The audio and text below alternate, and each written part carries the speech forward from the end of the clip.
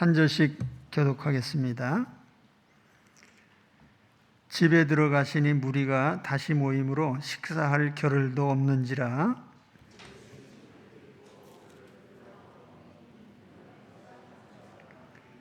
예루살렘에서 내려온 서기관들은 그가 바알세불이 집혔다 하며 또 귀신의 왕을 힘입어 귀신을 쫓아낸다 하니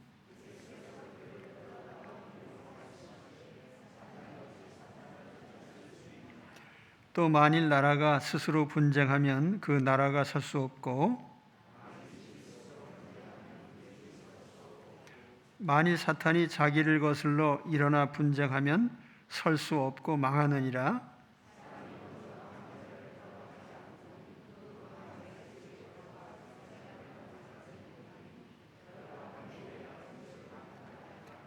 내가 진실로 너희에게 이르노니 사람의 모든 죄와 모든 모독하는 일은 사하심을 얻되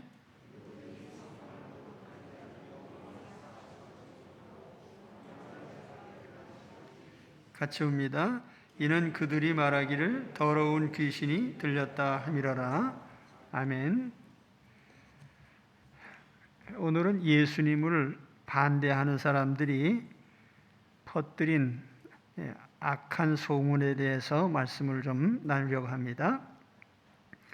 예수님께서 집에 들어가시니 무리가 다시 모임으로 식사할 겨를도 없는지라. 가버나움이라는 도시는 예수님께서 공생애를 보내셨던 사역의 본부가 있는 곳입니다. 그래서 가버나움, 그리고 가버나움에서 주님이 머무셨다고 하는 것은 예수님이 사역의 거처로 돌아오신 것을 의미해요. 그런데 이 거처는 예수님께서 사역이 진행될수록 예수님의 소문이 점점 더 많이 났기 때문에 더 많은 환자들이 모여왔습니다. 그래서 본문에도 예수님께서 다시 거처로 돌아오셨다 하는 이런 소식이 전해지니까 사람들이 다시 모여들기 시작했어요. 그래서 20절에 보면 식사할 겨를도 없다. 주님이 이렇게 많은 일들을 쉬지도 못하고 행하고 계시는데 그와 반대로 악한 사람들은 예수님에 대한 악성 소문을 점점 더 많이 퍼뜨린 겁니다. 예수님에 대한 악성 소문은 두 가지예요. 첫째는 미쳤다는 것이고, 예수가 미쳤다. 저 사람 미친 사람이다. 두 번째는 예루살렘에서 내려온 사람들이 평가한 것인데 예수님은 귀신 들렸다. 귀신의 왕 바알세불이 들린 사람이다. 이 두 가지가 예수님에 대한 악성 평가예요. 아무리 좋은 일을 해도 항상 나쁘게 말하는 사람들이 있죠. 우리도 세상 살다 보면은 좋은 일만 했는데도 나쁘게 말하는 사람들이 있어요. 그러니 그게 마귀의 짓이죠. 예수님께서 하신 일이 도대체 나쁜 일이 뭐가 있습니까? 병든 사람들 고쳐주시고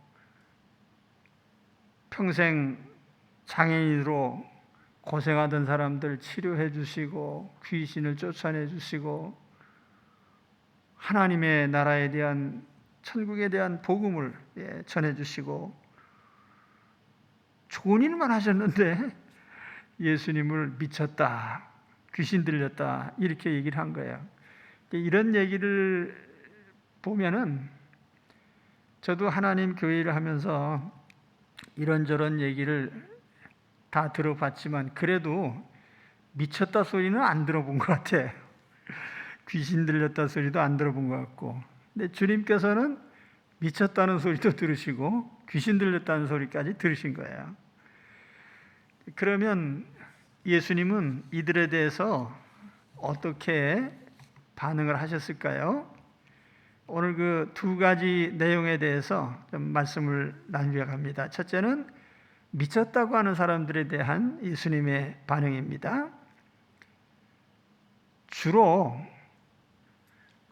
아마 예수님을 반대했던 바리새인들도 있고 서기관, 여기 사두개인들, 헤롯 당원들, 종교적인 이유에서 반대한 사람도 있고 또는 정치적인 이유에서 반대한 사람들도 있는데, 어쨌든 이 사람들은 예수님을 부정적인 시각으로 봤기 때문에 이런 평가를 하고 또 소문을 낸 겁니다. 21절에 보시면 예수의 친족들이 듣고 그를 붙들러 나오니 이는 그가 미쳤다 하밀러라. 여기 예수의 친족들이 나와요.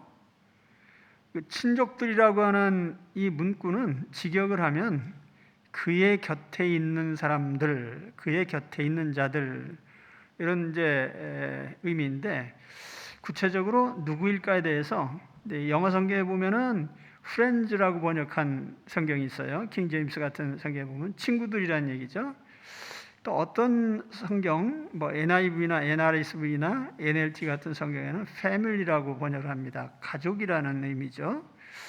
그리고 NASB 같은 성경에는 또 his own people, 예수님 자신의 사람들,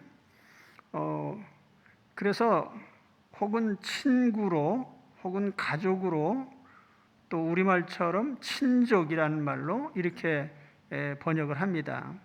근데 뒤에 이어지는 말씀으로 보면 아마 여기 가족들이 맞을 것 같아요.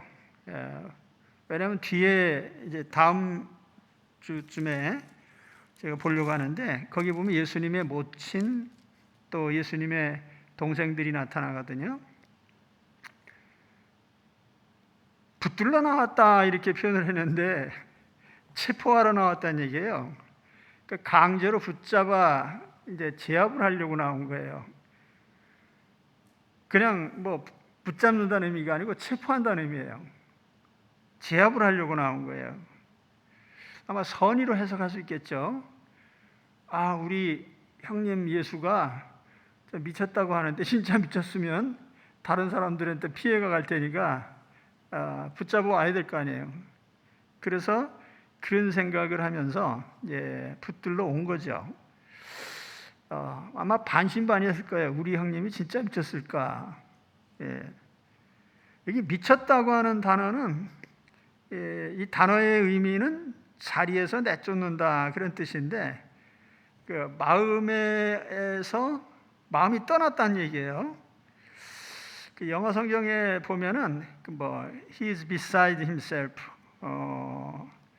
혹은 out of his mind라고도 하고 lost his sense라고도 번역했고 gone out of his mind라고도 번역했습니다.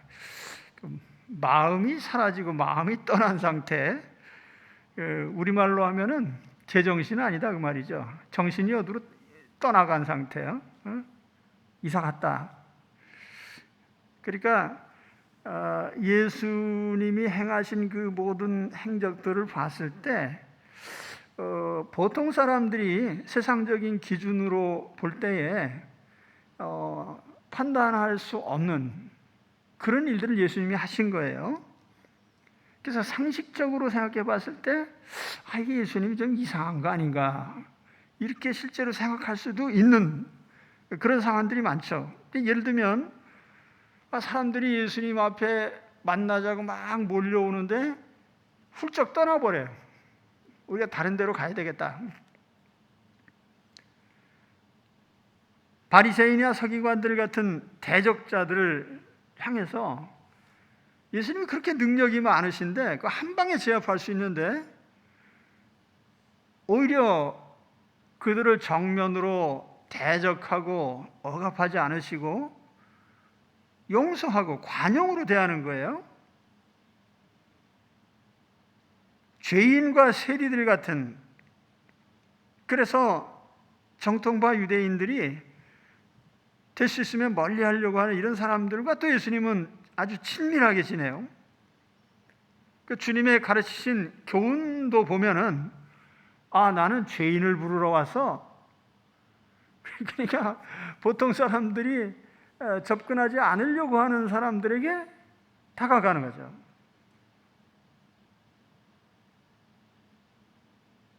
다른 사람들은 다 금식하고 있는데 신랑과 같이 있는데 왜 금식해? 그러면서 금식 안 하고요.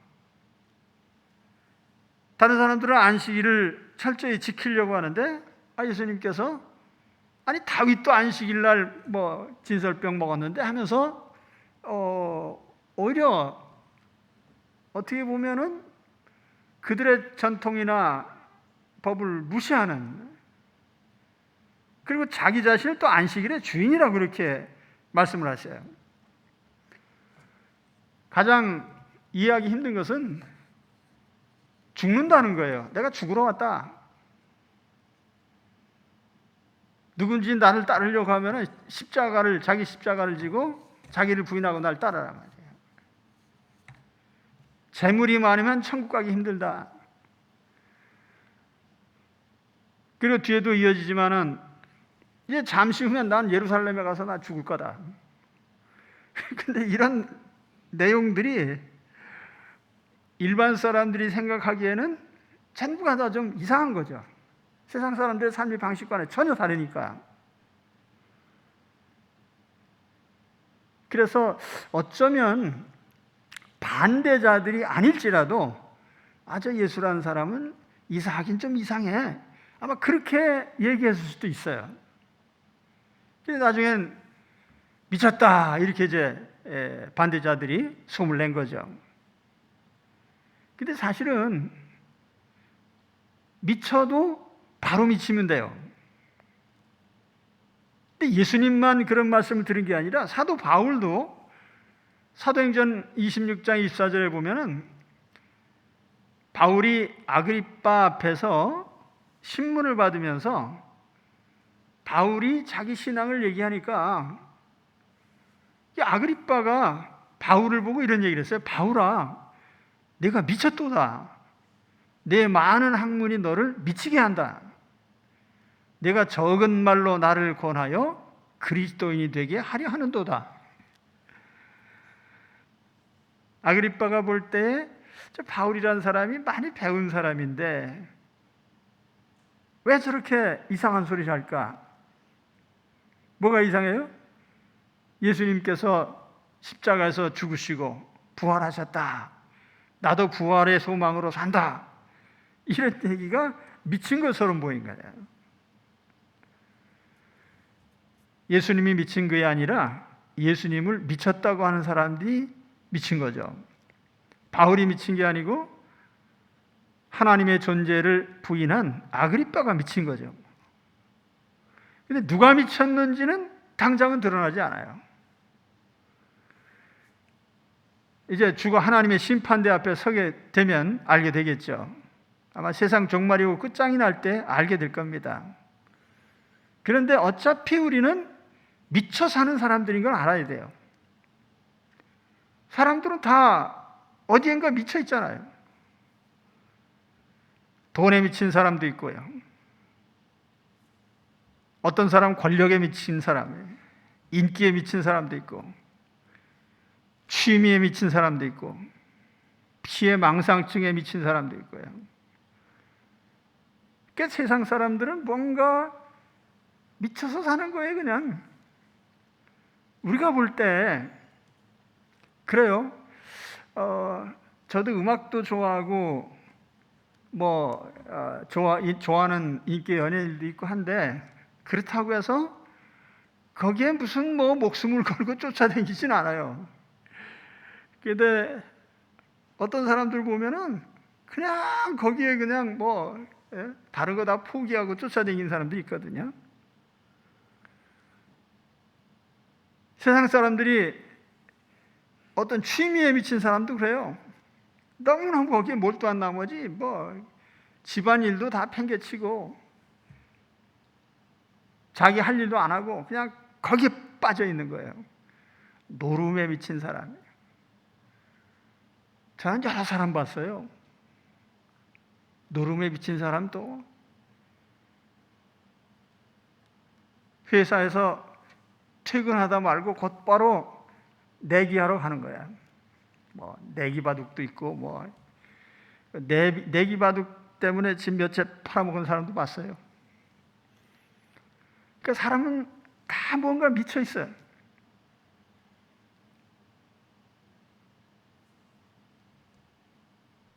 그런데 사실 복음에 미친 사람은 영적으로는 정상인 거예요.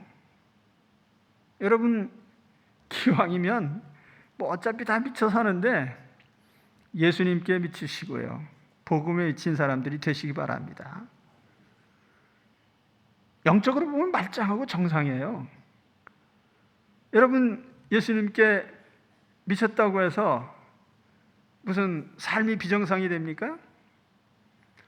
물론 혹간 가다 보면은 좀 바르지 못한 삶의 자세를 가진 사람도 있어요. 신자들 가운데도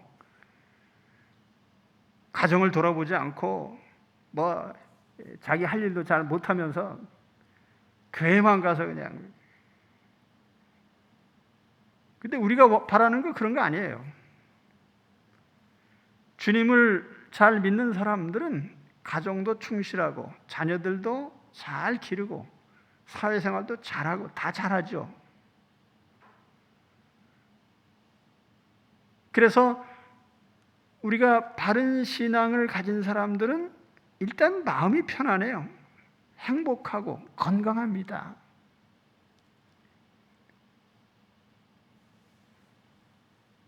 예수님을 미쳤다고 했는데, 예수님을 미쳤다고 했으니까 예수 믿는 우리도 같은 소리 듣겠죠. 미쳤다는 사람을 믿는 미친 사람들이니까. 그래도 여러분, 예수님께 미친 사람들이 되시기 바랍니다. 어차피 세상에 여러 가지 미칠 데가 많은데 기왕에 미칠 바에는 하나님이 보내신 구주 예수 그리스도에게 미치시기 바랍니다. 그래서 두 번째로는 귀신 들렸다고 평하는 사람들이에요. 근데 이 사람들은 누구냐면 예루살렘에서 내려온 서기관들입니다. 22절에 보시면 예루살렘에서 내려온 서기관들은 그가 바알세불이 짚혔다 하며 또 귀신의 왕을 힘입어 귀신을 쫓아낸다 하니, 그 예루살렘에서 내려온 서기관들이라고 했는데 이 사람들이 누군가, 예루살렘의 사내들이라는 공회가 있어요. 유대인의 최고 의결기구입니다. 그러니까 종교나 정치나 유대 사회를 다스리는, 뭐 우리나라로 말하면은 지금 국회쯤 될까요? 그런데 여기서 결정되는 건 대단히 중요해요. 그래서 사내들인 공회 70여 명의 공회원들로 구성된 그런 의회인데, 여기는 뭐 제사장이나 종교 지도자들이 다 들어가 있습니다. 근데 여기서 왜 서기관들을 갈릴리로 보냈을까? 말하자면 예수에 대한 최종 심사를 하겠다는 거예요. 평가를 해보겠다는 겁니다. 왜 그렇죠? 갈릴리, 예루살렘, 유대 지역, 뭐 두로와 시돈, 이두메 지역, 여러 지역에서 예수님을 추종하는 사람들이 많아지니까 그 유대인 지도자들 입장에서 보면 이거 예수란 사람이 나타나서 많은 사람들을 지금 추종자를 거느리고 있는데, 그 유대인의 주도권이라고 할까요? 지도권이, 유대인의 권력이 예수에게로 넘어갈 것 같은 이런 위기감을 느낀 겁니다. 그래서 마지막에 예수님이 고난주간에 예루살렘에 올라가셔서 행하실 때, 그때 보면은 거기 이제 결정적인 유대인들의 공격이 나타나는데, 벌써 이때에 예수님이 예루살렘에 가신 게 아니고 갈릴리에서 사역하실 때 벌써 예루살렘 쪽에서 종교 지도자들이 예수에 대한 어떤 평가를 내리려고 한 거예요. 저 예수가 누구냐? 근데 사실은 좋은 평가를 내리려고 한 건 아니고, 이미 예수에 대한 평가를 내려가지고 온 거예요. 그래서 오늘 말씀을 보면 서기관들은 뭐라고 했습니까? 그가 바알세불이 짚혔다, 이렇게 이제 얘기를 한 거예요. 그러니까 예수님에 대해서 깊이 관찰해 본 것도 아니에요. 결론을 가지고 온 거예요. 바알세불이 짚혔다. 짚혔다는 말은 붙잡는다는 뜻이에요. 그래서 이걸 번역할 때 영어 성경에 보면은 이 has란 말로 이제 소유했다는 뜻이죠. 다시 말하면 바알세불을 소유하고 있다, 그런 의미예요. 또 어떤 성경에는 is possessed by, 이건 무슨 말이냐면은 바알세불에게 소유당했다, 그런 뜻이에요. 그러니까 예수 안에 바알세불을 소유하고 있든지 혹은 바알세불에게 예수님이 소유당했든지, 어쨌든 결과적으로 보면은 예수님의 모든 기적들은 바알세불이라고 하는 귀신의 왕에 의해서 일어난 일들이다, 이렇게 얘기를 한 거예요.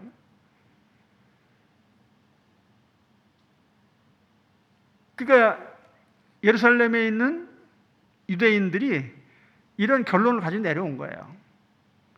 자, 예수라는 사람이 환자를 고치고 귀신을 쫓아내고 죽은 자를 살려내고 여러 가지 일을 한다고 하는데, 이 사람 귀신의 왕 바알세불 붙은 사람이다, 그렇게 아예 단정을 해가지고 내려온 거예요. 바알세불이 누구죠? 구약 성경에 보면은 바알세붑이라고 이제 발음을 합니다. 이스라엘 왕 아하시아가 난간에서 떨어져 눕게 됐는데, 그때 에그론의 신 바알세붑에게 물어보려고 사람을 보냈어요. 그래서 하나님께서 노하셨죠. 이 에그론의 신 바알세붑이라고 했는데, 바알세붑이라는 말은 파리의 주, 그런 뜻이에요. 파리, 날아다니는 파리 있잖아요. fly. 그래서 the lords of the fly입니다.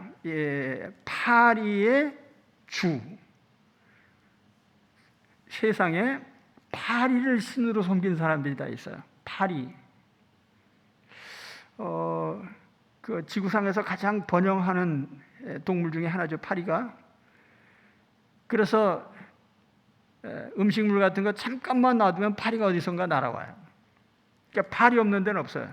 지구상에서 번영하는 동물이 몇 가지 있는데, 그 중에 개미도 있고 파리도 있고, 또 우리가 고생하는 바이러스도 마찬가지죠. 놀라운 적응력이 있단 말이에요.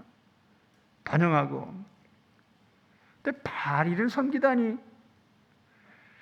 근데 옛날에 그걸 몰라서 안 섬겼지, 바이러스를 섬기는 사람들도 나타났을 거예요, 아마. 이제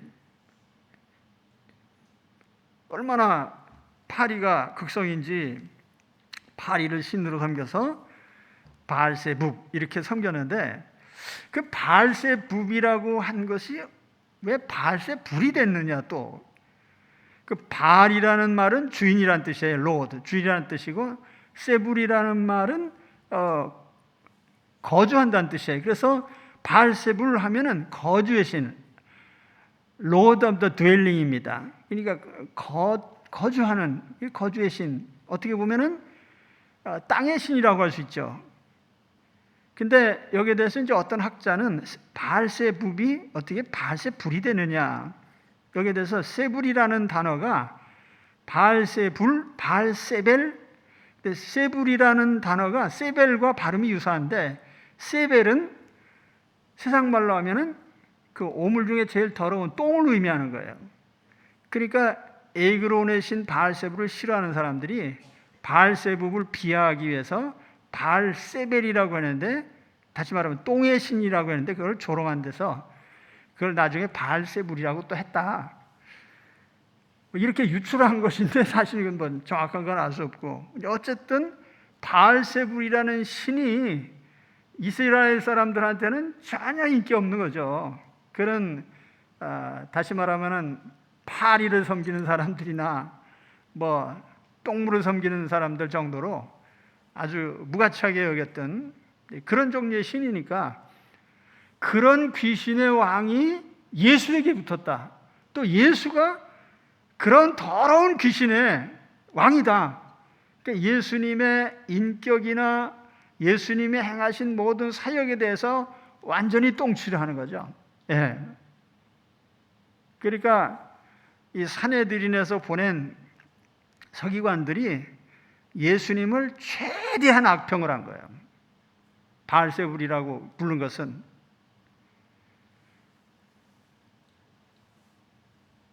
유대인들은 귀신에 대해서 어떻게 생각했을까요? 유대인들도 귀신을 인정했어요.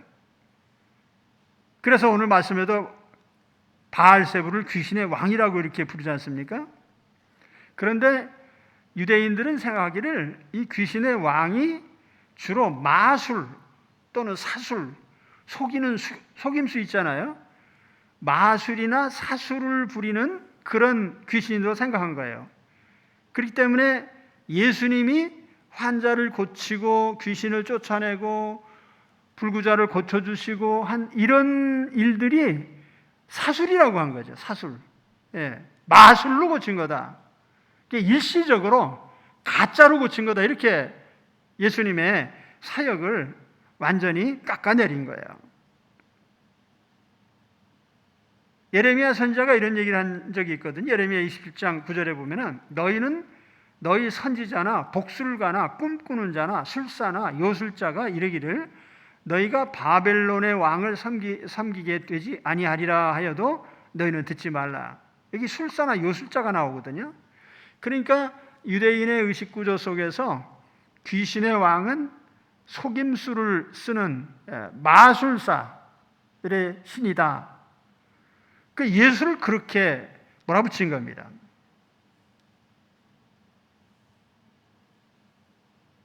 혹은 오늘에도 그런 식으로 말하는 사람도 있을지 몰라요. 하나님께서 베푸시는 신유의 능력이나 은사들을 거부하고 하나님의 은혜를 폄하하는 그런 사람들이 많이 있죠. 교회가 하는 일은 다 이상한 것이다.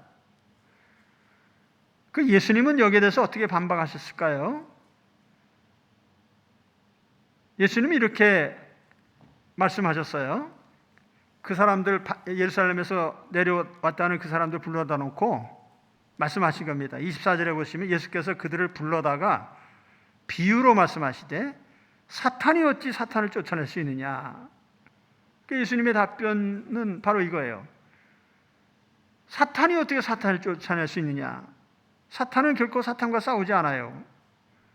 사탄은 오히려 하나님과 싸우고 하나님의 자녀들과 싸우지 자기들끼리 싸우진 않아요.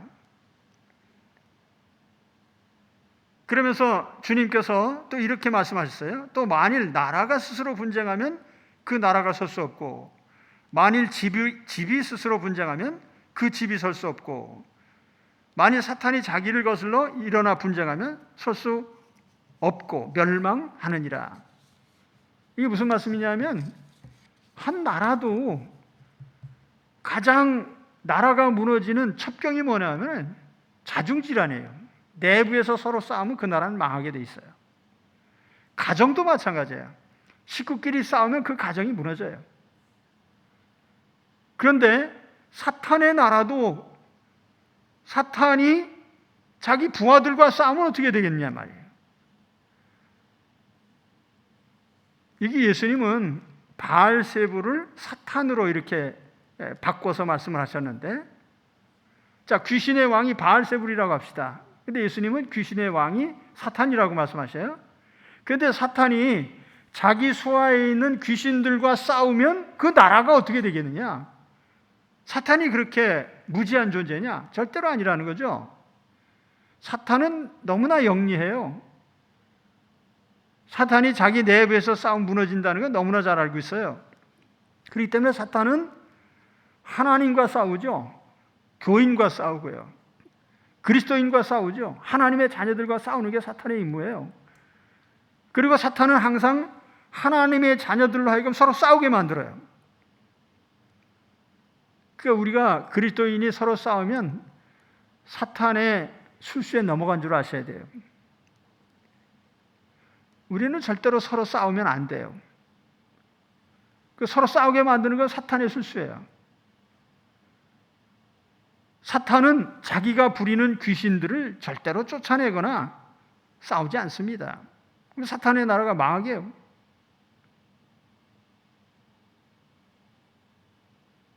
그렇다고 하면, 자, 이제 예수님께서 다른 말씀을 또 하십니다.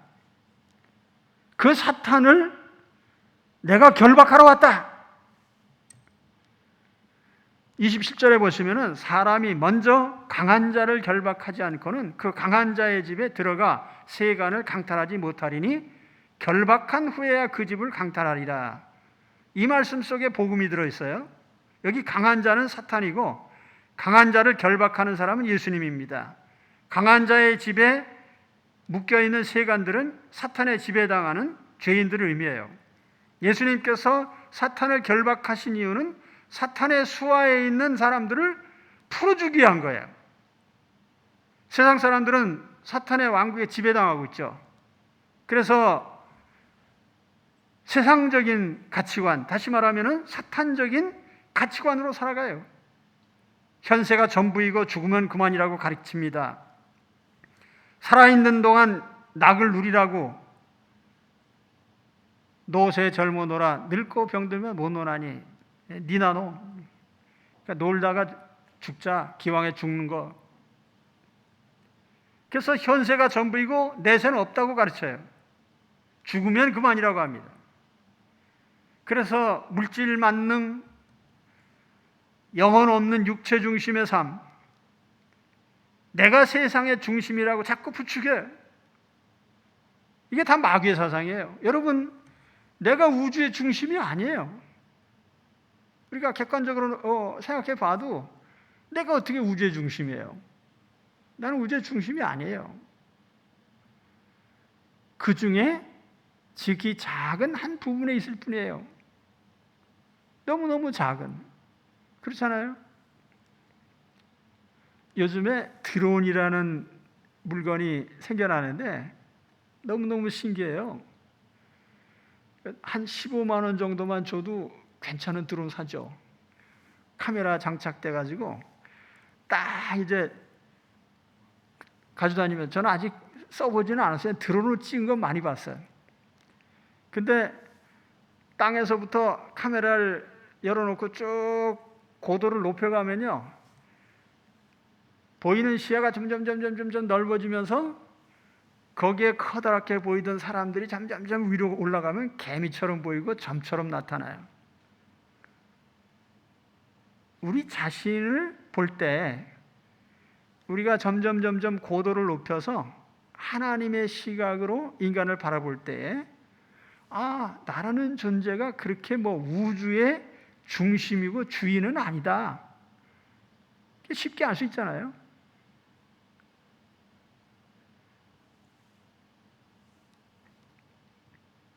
그런데 사탄은 우리에게 네가 세상의 주인이야. 네 마음대로 살아. 네 감정대로 살아봐.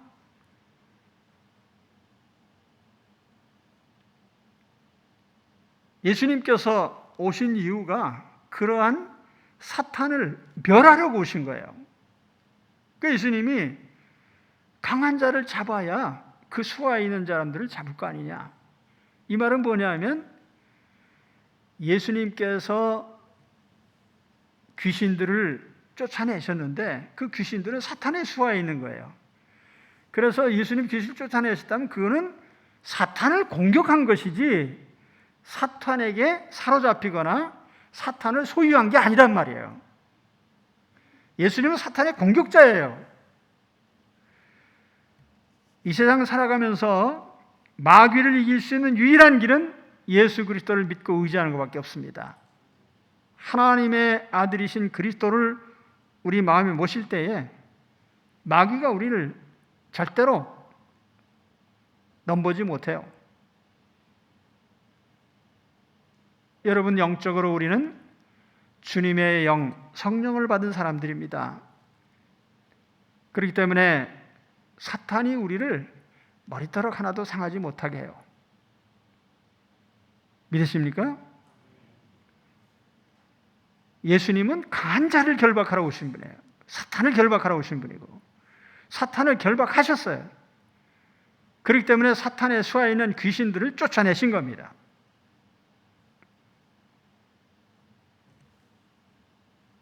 그래서 귀신들이 쫓겨가면서 뭐라고 얘기했어요? 예수님 보기만 하면은 당신은 하나님의 아들입니다.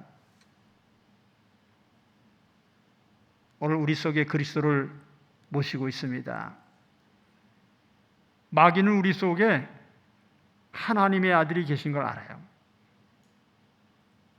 마귀를 이기고 사탄을 이기고 귀신을 이기는 우리 모두가 되시기를 축원합니다. 그리고 마지막으로 주님이 하신 말씀은 성령을 모독하면 용서받을 길이 없다. 주님을 모독함이라는데 성령을 모독하면 용서받을 길이 없어요. 그 본문의 주님의 결론인데 그 앞의 내용과 좀 연결이 안 되는 것 같지만 사실은 연결되는 내용이죠. 예수님을 귀신의 왕이라고 하거나 예수님을 미쳤다고 하면서 예수님을 끝까지 거부한다면 그들에게는 용서의 길이 없다. 그 얘기를 하신 거예요. 서기관들은 예수님의 행적을 고의로 왜곡했죠. 의도적으로 예수를 미쳤다 혹은 귀신 들렸다, 귀신의 왕이 그 안에 있다. 그들도 분명히 예수님이 행하신 사역들에 대해서 보고 들었을 겁니다. 많은 환자들을 고쳐주시는 것, 귀신들이 쫓겨가는 것. 그런데 이들은 의도적으로 주님이 하신 모든 행적에 대해서 부인을 한 거죠. 팩트를 부인한 거예요. 주님의 능력을 부인하고 주님의 신분을 부인하고 주님의 선한 의도를 부인했습니다. 그래서 주님께서 말씀하신 거예요. 28절에 내가 진실로 너희에게 이르노니 사람의 모든 죄와 모든 모독하는 말은 사하심을 얻되. 이 말씀 속에 보면은 모든 죄는 다 용서받는다 이렇게 얘기했거든요. 뭐 우리가 믿지 않을 때 뭐 하나님 없다는 말도 하잖아요. 하나님이 금하셨는지 허락하시는지도 모르고 이런저런 죄들을 막 짓잖아요. 그래도 다 용서받을 수 있어요. 불신앙도, 말씀을 거역한 것도, 살인도, 간음도, 도적질도, 거짓말도, 마음의 미움도, 시기심도 뭐든지 다 용서받을 수 있어요. 회개하고 자기 죄를 회개하고 주님의 십자가를 믿고 의지할 때에 다 용서받아요. 만일 우리가 우리 죄를 자백하면 그는 미쁘시고 의로우사 우리 죄를 사하시며 우리를 모든 불의에서 깨끗하게 하실 것이요. 다 용서받는데 딱 한 가지, 성령을 모독하는 자는 영원히 사함을 받지 못합니다. 29절에 누구든지 성령을 모독하는 자는 영원히 사하심을 얻지 못하고 영원한 죄가 되니라. 여기 성령을 모독하는 자가 누구예요? 회개를 거부하는 자예요. 회개를 거부하는 자. 예수님을 믿기를 끝까지 거부하는 자예요. 그러니까 여기 서기관이나 예루살렘에서 내려온 이 사람들처럼 예수 그리스도에 대해서 예수님의 모든 사역, 행하는 것, 가르침, 예수님의 신분, 모든 것에 대해서 의도적으로 다 배척해버린 거죠.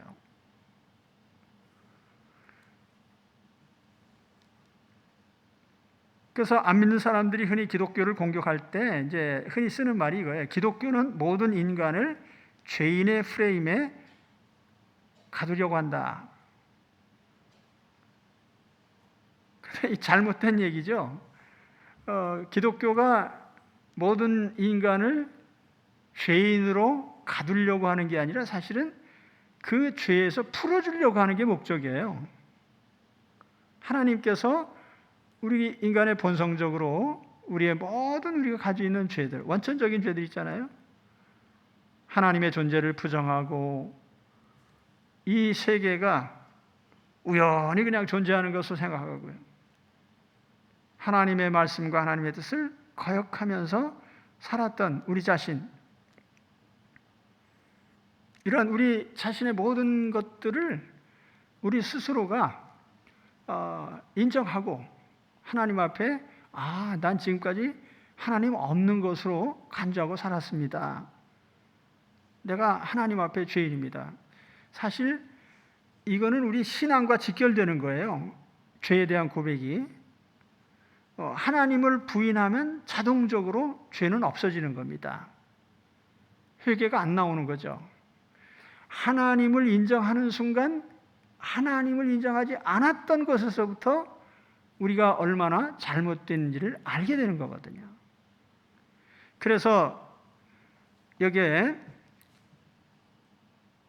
바로 이와 같이 하나님께서 우리를 죄인이라고 하면 그래 죄인입니다. 회개하고 나오면 되는 거죠. 그리고 용서받고 그 과거나 현재나 미래의 모든 그 죄에 대해서 다 용서해 주시는 거예요. 죄에서 풀어주시려고 하시는 것이지 죄의 프레임에 가두려고 기독교가 교리를 만들어낸 건 절대로 아니에요. 자, 십자가는 최후의 사면장이라고 늘 말씀드립니다. 근데 우리가 사면을 거부하면 어떻게 되겠어요? 더 이상 길이 없죠. 근데 왜 이것을 성령을 모독한 죄라고 이렇게 규정을 했을까요? 성령을 모독한 죄라고 하는 것은 성령께서 우리 마음에 깨우쳐 주시거든요. 인간은 하나님 앞에 죄인이다. 또는 우리가 살아가면서 보면 수시로 성령의 깨우침이 와요. 제가 예수 믿기 전과 믿은 후를 비교해 보면 믿기 전에는 죄에 대해서 거의 무감각해요. 다른 사람들이 그냥 하면 나도 그냥 따라서 하고 뭐 이게 죄인지 아닌지 별 감각도 없이 그렇게 살아갑니다. 그러다가 예수 그리스도를 믿고 난 후에는 너무나 예민해지는 거예요. 죄에 대해서. 예전에 내가 아무 생각 없이 짓던 그런 죄들이 이거 죄야. 이거 뭐 사소한 거짓말까지 모든 마음에 있는 의도까지 죄에 대해서 성령님이 자꾸 마음속에 깨우쳐 주시니까 회개할 수밖에 없죠. 하나님 잘못했습니다. 바르게 행하도록 도와주세요. 그 성령의 소리가 항상 마음에 들리거든요. 그래서 성령이 하시는 가장 큰 일은 회개를 촉구하는 거예요. 회개. 하나님 앞에 얼마나 내가 죄인인지요. 모든 사안에 대해서 다 알게 해주시는 거거든요. 그 성령의 이러한 소리를 듣지 않기 때문에 성령 모독죄가 되고 성령 거역하는 죄가 되는 거예요. 성령님이 예수 그리스도가 내 죄를 대신해서 죽으신 것을 마음에 말씀해 주시는 거거든요. 예수님이 너 때문에 십자가에서 죽으셨어. 이렇게 말씀해 주시는 거예요. 이 성령님의 음성이 항상 우리 속에 들려옵니다. 여러분 성령에 민감한 분들이 되시기 바랍니다. 그리스도인들은 항상 성령의 소리에 민감해야 돼요. 오늘 제가 예수님의 반대자들에 대한 말씀을 좀 드렸습니다. 예수님을 악선전하던 자들, 예수님이 미쳤어, 예수님 귀신 들렸어 이렇게 얘기한 사람들.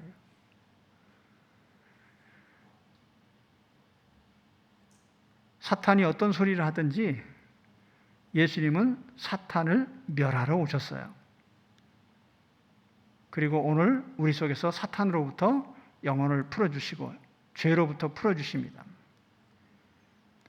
성령님이 우리 속에 말씀하시는 성령의 음성을 항상 들으시면서 언제든지 회개하시기 바랍니다.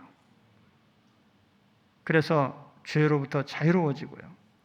사탄으로부터 자유로워진 우리 성도들이 되시기를 주의 이름으로 축원합니다. 기도하겠습니다.